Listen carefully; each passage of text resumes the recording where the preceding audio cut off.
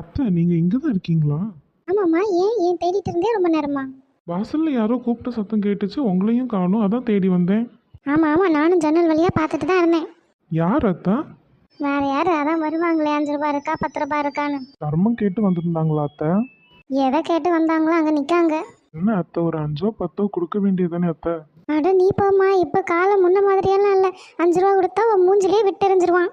அது மட்டும் இல்லை, நீ 5 10 கொடுத்த பாரு, நான் தரேம்மா உனக்கு 20 ரூபான்னு சேர்த்து தந்துட்டு போவான். அப்படி இருக்கு இந்த காலம்.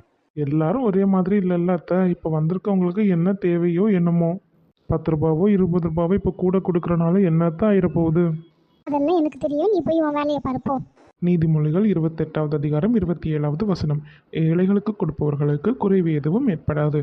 அவர்களை கண்டும் காணாதது போல் இருப்பவர் பல சாபங்களுக்கு ஆளாவர். ஒரு 10 ரூபா கூட கேட்டால் கூட போட்டு கொடுங்க அத்தை. கண்டும் காணாமல் இருக்கிறது எவ்வளோ பெரிய தப்புன்னு பார்த்தீங்கல்ல? சரி.